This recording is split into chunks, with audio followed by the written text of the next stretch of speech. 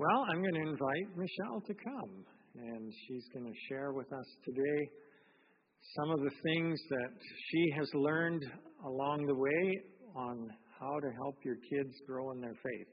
So Steve and Michelle have been part of our church for many, many years, before me even, and I'm as old as dirt, you know. And they were here before me. They have 4 kids, and I was trying to think, how many grandkids? 3? 4 grandkids. 4 grandkids as well, okay. And so this whole parenting thing is not a new thing for them. They've been through two cycles of it with their own kids and now with their grandkids. So I'm just excited to hear what you have to share with us today. Okay, well, everybody knows just because you're a parent doesn't make you a pro. Anybody can have a child. So with that caveat, my first question for you is, how many of you have kids? How many of you are kids? I mean, everybody should put their hands up because you're all someone's kid, right? What I want to know, and Trinity was going to help me. Is she still in here somewhere? Awesome. My first question to you guys is, what is your favorite, where'd that mic, here it is. What is your favorite family tradition that everyone in your family loves? Not a tradition that just you like, but that kind of everyone in your family loves. It might be something you grew up with or something you guys are doing now. Give Trinity a wave because I want to hear. Nobody has any family traditions. Oh, there we go.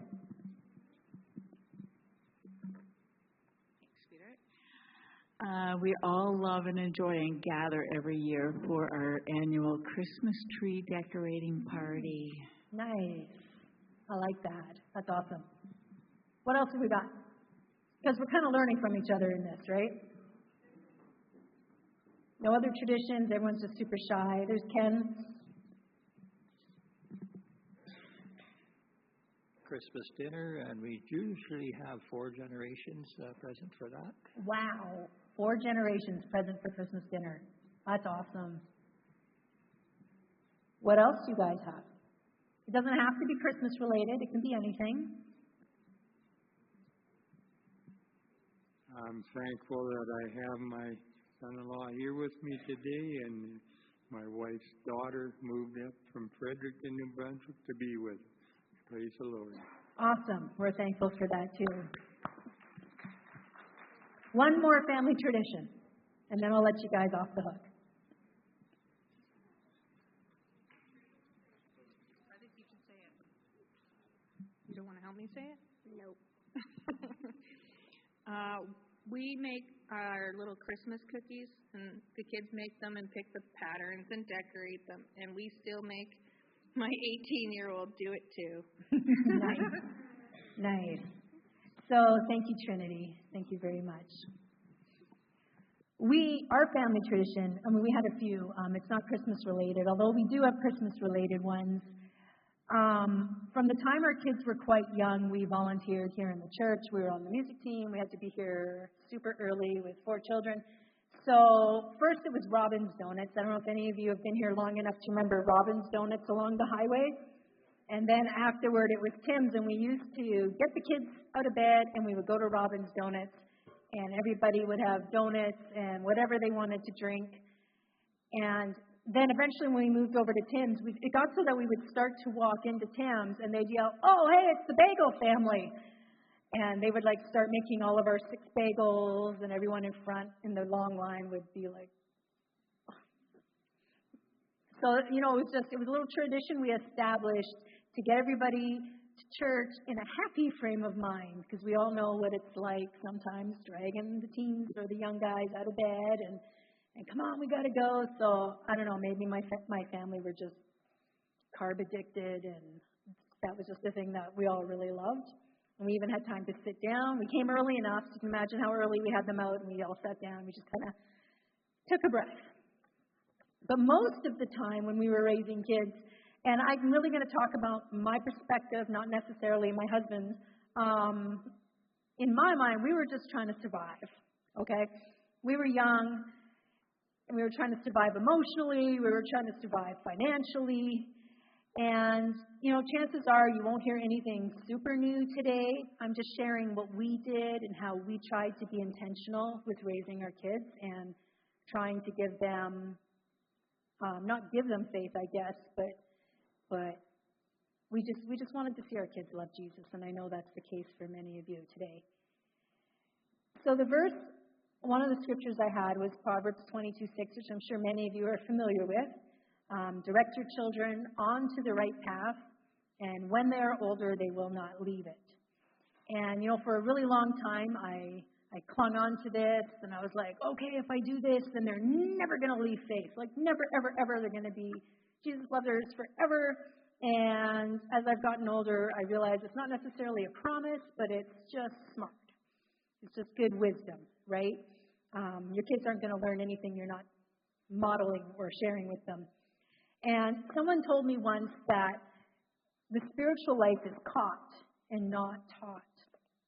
I don't know if you guys have heard that phrase before. I feel like it's both. Jesus' disciples said, Lord, teach us to pray. And so he taught them the Lord's Prayer.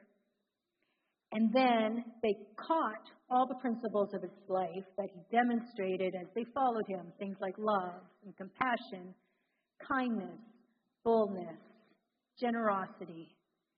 And they caught those things while he still taught them. They caught them as he walked through life. Jesus taught the Beatitudes, which we heard about this summer. And if you're not familiar, here or online, I believe you can go back onto YouTube and find those talks.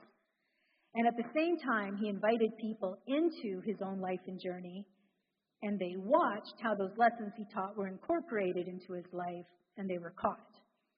And we know, if you've read the Bible, or if you're in the Bible reading journey, that they didn't always catch on right away. Jesus had to have words with Peter. The disciples' courage left them more than once. The disciples, they were on boats, they were in storms, they were in the garden when Jesus was taken, and they, had these momentary lapses of faith. But, when we read past the Gospels of Matthew and Mark and Luke and John, where Jesus is no longer present on the earth, after his death of their leader, their teacher, the disciples had to move into their own personhood. They had to learn to manage and to grow their own faith with the help of the Holy Spirit. And as they developed into spiritual leadership that led other people to this eternal life that Jesus offered, we begin to see that the principles that Jesus had taught and they had caught and had been talked about began to be caught about throughout the world. And we can see that today. And so today I've just been asked to just share a little bit about my own spiritual journey with our kids. And I got to tell you, nothing throws your faith in your face faster than a child or a teenager. Kind of like, everyone's had the experience of a toddler picking up a baseball and whipping it straight at your face from about a foot away. Anybody? Because I certainly have. And yeah, they will sniff out a falseness in your life so fast. So I'm going to share with you some of the things that we did. And I know you guys do your own things, and you can pick and choose what works for you, if any of it. But my earlier journey was in the Catholic Church. I grew up in the Catholic Church, and some of my earliest memories are of 1 hour at church trying to sit still and quiet, punctuated by a sister or me, usually me, doing the walk of shame toward the parking lot with my father. And occasionally, these tedious Sunday mornings were punctuated by driving home from church. We lived in Ontario, in a city, and we would pull into the driveway, and my sister and I would pile out of the car. I have two sisters. My sister and I would pile out of the car, and my parents would look in the back seat and shriek, "Where is your youngest sister?" And we'd all go, "Huh?" And we would go screeching down the roads halfway across the city, only to find my 5-year-old sister playing on the swings with a random stranger, just kind of hanging by, saying, I figured somebody would be back for her. I do remember UNICEF boxes at Halloween. I don't even know if those are still a thing anymore. I remember during Lent, that period leading up to Easter, we would eat fish on Fridays, and we'd have a little donation box on our kitchen table. And we always said grace together before supper. I remember being a young teen and helping stack endless cans of donated food on shelves at our church's food bank. And to entertain myself, I would try out some of the less obvious bad words on my dad to check what I was allowed to use. Turns out none of them. And then suddenly I was in my 20s with small kids and the task of helping them learn and to grow in faith. And at that time, it was a lot.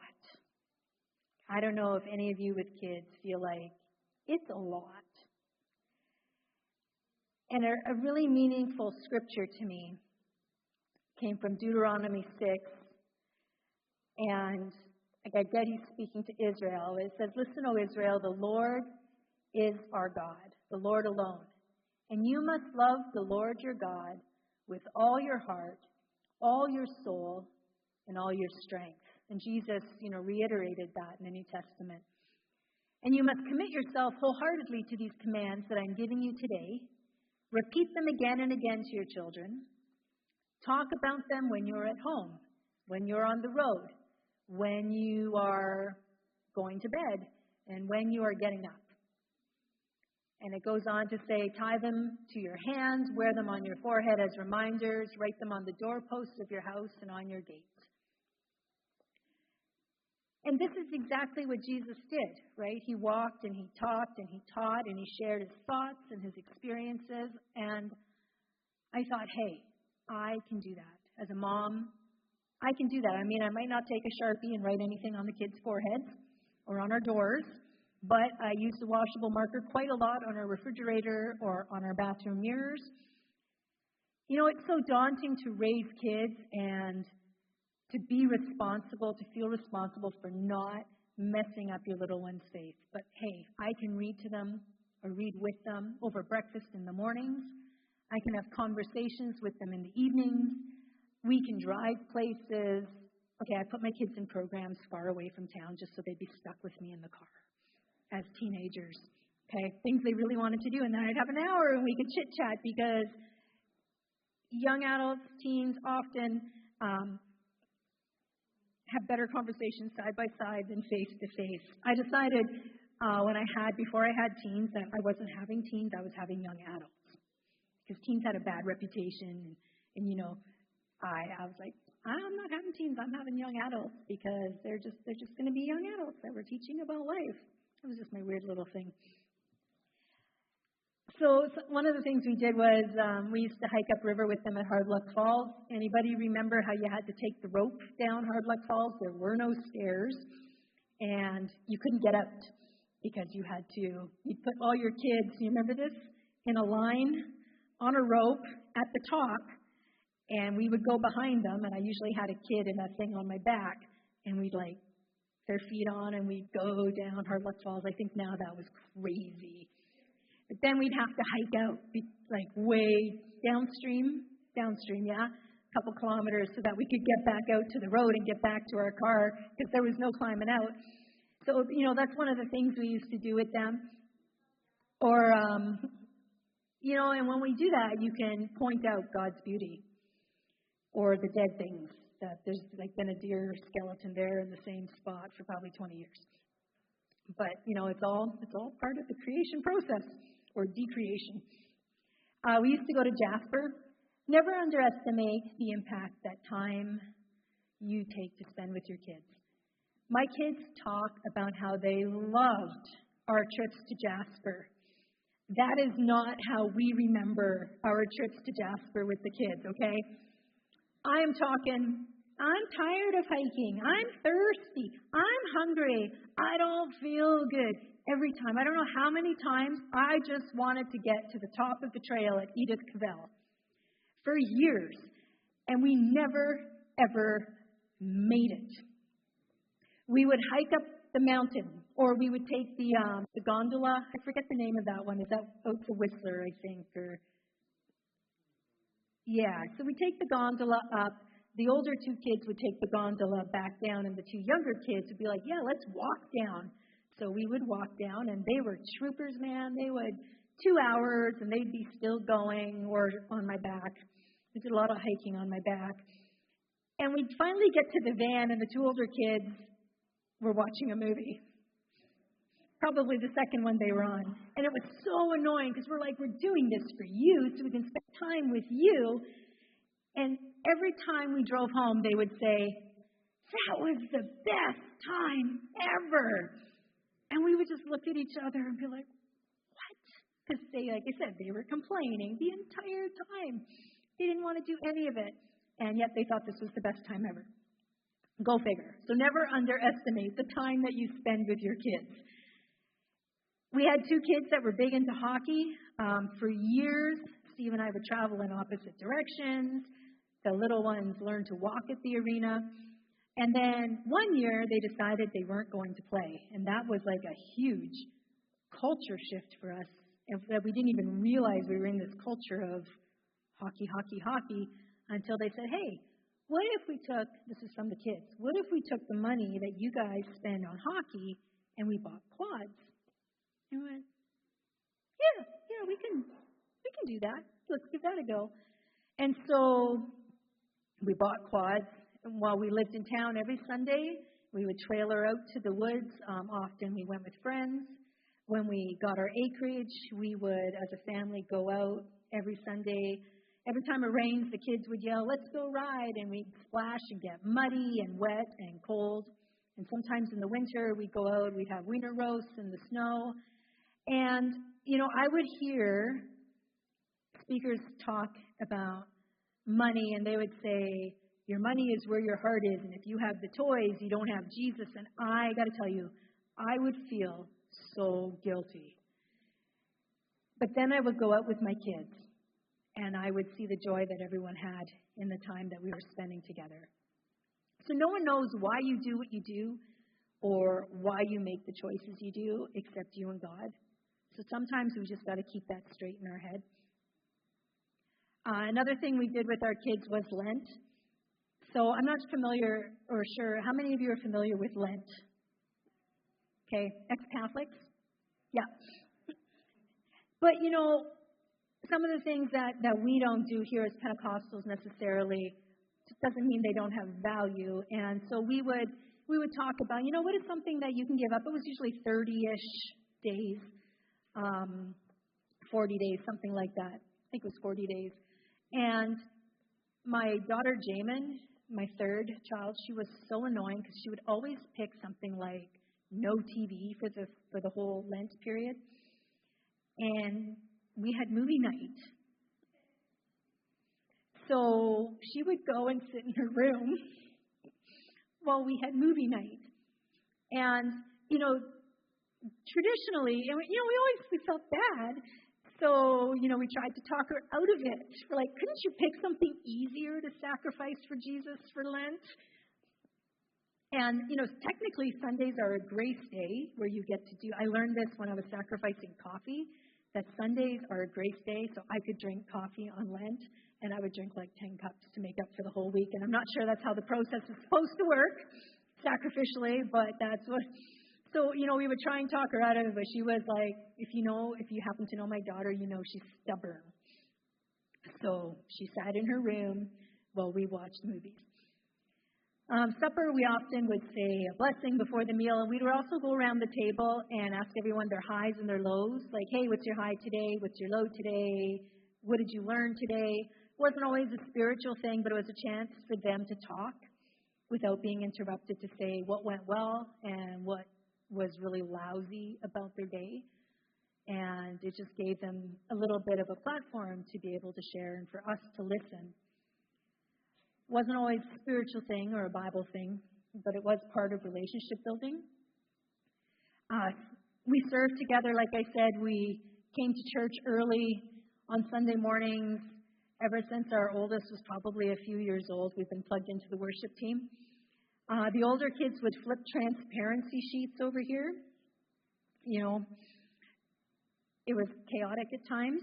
I'd play the piano. There was an old beat-up piano down here, and I would sit with a 1-year-old on my lap and try and play and whispering, "Don't touch the keys, don't touch the keys, no, don't touch the keys." And every so often turning around to glare at the older kids who were sitting with their friends, and we didn't have any close adult friends to sit with them. So they would sit by themselves and swing their legs and poking each other, and I would turn and give them the, stop it, Dave. You know, very spiritual. And, you know, but we wanted them, we brought them with us to all these things because we just really wanted it to be real with them. We wanted them to see our lives. And I think it is important to be real with kids, but appropriately real. They don't need to know everything, but it's good for them to know some things because our kids already have an amazing ability to see the cracks in our lives. And I get it because even though it was over half a century ago, I remember doing the same thing with my parents. Kids see all the things you don't want them to see, no matter how hard you try to keep them from seeing it. And when we don't deal with the things in our lives, it will definitely leak out somehow. And we certainly did our share of apologizing. You know, I went through a number of bad years and had to talk to my teenage kids about what struggling with depression was like. I didn't want them to know about it, but it was sort of obvious something wasn't right. One of them burst out laughing, you know, the awkward, I don't know what to say laugh. Another couldn't figure out why I didn't just get my act together and just stop it. Just stop it.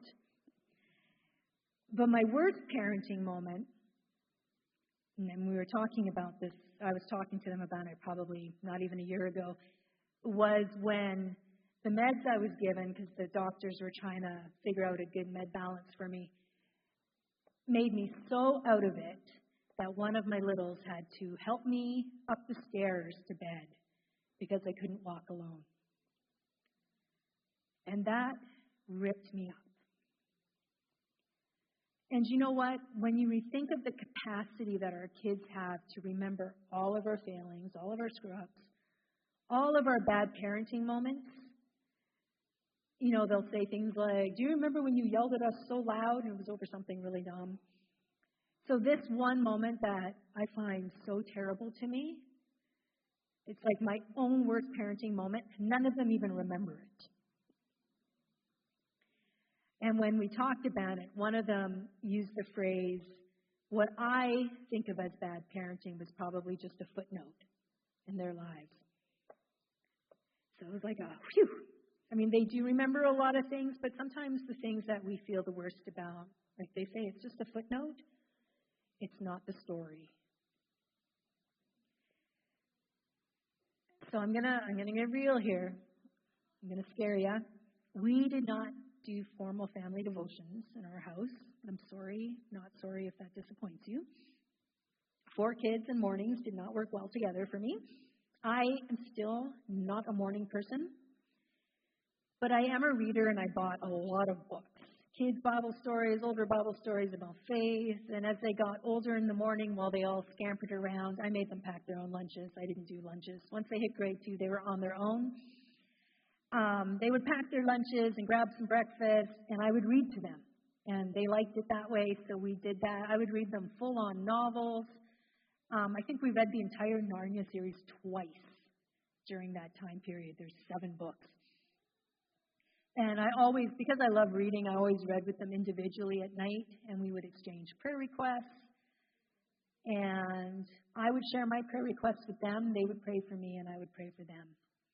And one of my kids actually said to other parents once, "Even if your kids say they don't want to pray with you, do it anyway." And see, I don't think we can share our faith with our kids without being intentional. I mean, they can accidentally pick things up. But when we really want to teach them and have them catch faith, we just have to incorporate things in our lives on the regular. You know, we volunteered as they got older at their youth groups and chaperoned events, and I'm sure it embarrassed them to no end, but we did it anyway. And like I say, for me, getting up at 6 a.m. to do family devotions, it works for some. It did not work for me, didn't work for them. And it's, people talk about giving God the first of your day. It might have been the first of the day, but it was not the best of my day. So I'm a believer in giving God the best of my day, and sometimes that's, 1 o'clock in the afternoon during my work break or something. Works for some, doesn't work for everybody. But what we did was we just incorporated these little mini events into our lives. We would pray one-liners in the car and just say like, "Yay, God," or "God, thanks for noticing or for doing that." Or, if we knew somebody was needing prayer, we would just make it part of our lives to say a one-liner prayer for them right then and there while we were driving or walking together. And, those side-by-side conversations where I said I would put my kids in activities an hour away so they had to drive with me, they were great opportunities to share authentically and naturally and to ask questions of each other. I still have it somewhere, a conversation cube. Has anyone seen those? They're like a glass cube full of cards. And at supper time, our poor guests, anytime we had guests, they would be horrified because we'd pull out a question and it would be something like, if you had a terminal disease that would force your family to care for you prolongedly with anguish-filled years, would you live that diagnosis or would you seek to die? Yeah. And then everybody got a chance to talk about it. And we didn't force them to toe the party line. Like, we allowed them a safe place to process the question, to think about the pros and the cons, and then, like, what would Jesus think, or what might the Bible say about that? Like I said, our poor visitors, sometimes the kids would pull one out and go, maybe we should pick another one. And, as our older kids left, our youngest is several years younger than the first three. So, we just have a totally different lifestyle. When she was a teenager, she was sort of like an only child. I was less tired. I'd had more sleep. Was healthier emotionally. And she was a morning person. Would get up early and fast. Sometimes we would fast. We would pray together. One time we fasted for days and prayed for weeks for our niece who was struggling for addiction. And, these all, as I say it sounds like we did a lot of things, but they're really just like little slices of our life, just like little split-second moments in time that sound really good in a talk like this, but we're talking 32 years from our oldest to our youngest leaving home. And I really appreciate our church here at Family Worship Center for encouraging families to find ways to do faith together. We have take-home questions, which were a big thing. Asking your kids, what did you learn today?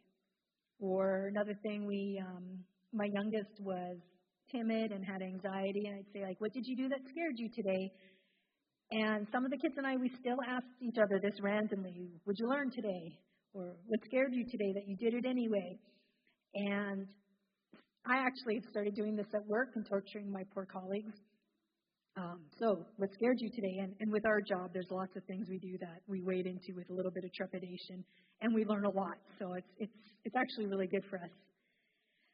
Nowadays with the Bible app, how many of you are plugged into the Bible reading guide that we're doing as a church too?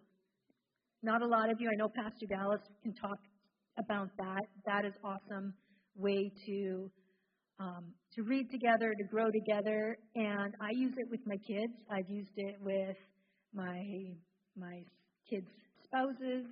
I'm like, hey, let's read this 3 days, just 3 days, plan together. Because when you do it with another person, there's always a talk about it section. And, sometimes it's awkward, but I'm like, I'll try. I'll talk about it. So, I know, I'm sorry. I feel like I'm just like blowing through a lot of different things. I don't know if this is what Pastor Dallas had in mind at all. But in conclusion, we did some things right and probably a lot of things wrong. Not all of my kids are maybe at a place in their spiritual journey where I'd like them to be. But hey, are every one of us at the place we should be or we would like to see ourselves be in our own walks with Jesus? So if I can leave you with just a few thoughts, don't beat yourself up. Don't let others beat you up. Definitely don't let your kids beat you up. Take care of yourself and invest in yourself. Invest in your marriage. Take care of your marriage. My mom always said one day the kids will be gone and it's just the two of you left, so make sure you have something left behind. Because it's easy to just get sucked into our kids' lives to the exclusion of everything else. Steve and I used to have a standing date night. We don't do it anymore because we're home together all the time. But we were just like desperate to get out. If you're single parenting or co-parenting, invest in relationships and friendships that bring you joy and fill you up. We've all heard that you can't give out of an empty cup. And, be working on your own relationship with Jesus. Your own faith grows through relationships with Him, whether that's time in silence, reading a plan, being in listening mode with Him. All of these things will lay a foundation for your kids to fall in love with Jesus. And pray for them and with them, even if they don't want to. And my friends, you will make mistakes. You will mess this up. If you don't have kids yet, this is your, maybe this is birth control. I don't know. You're going to mess it up. You will try this and that, and you will get angry, and you will yell at your kids, and you will have to choose your battles. And sometimes you don't know which battles to pick, and you might be ashamed that you handled something badly, and that's okay. Because there's grace. And grace is God's awesome renewable resource. And if we didn't make mistakes, we wouldn't need it. And our mistakes remind us to scoot over and invite the Holy Spirit into the process. And this is something that we can also teach our kids, that we also need forgiveness on a regular basis from God and from them. So we don't parent alone. Our kids do not grow up alone. They have a God who scoots over and makes room for their hearts, for their hurts, for their prayers, and He says to them, "You are mine." Don't do anything out of guilt or fear. I learned that way too late in life. Don't pray for them out of fear. Pray for them out of faith.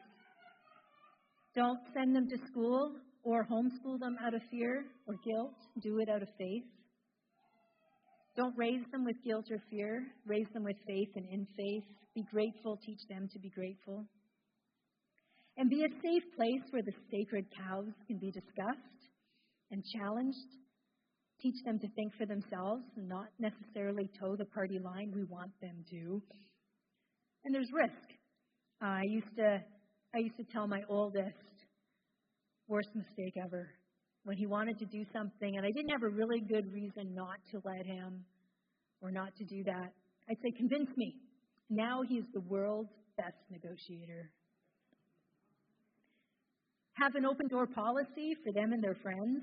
Spend the money on pizza and pop. It's an investment. It's not, we didn't have a lot of money when the kids were growing up, but it's an investment. And remember that the Lord is your shepherd. He is everything you need. He will lead you. He will watch over you while you're doing life, while you're resting. He will bless you and keep you. The Lord will be gracious to you and to your children as you walk together. He will smile upon your oh so human moments, your mistakes, your successes, and your failures. And my prayer is that you will find His grace in every moment. Thank you for letting me share today.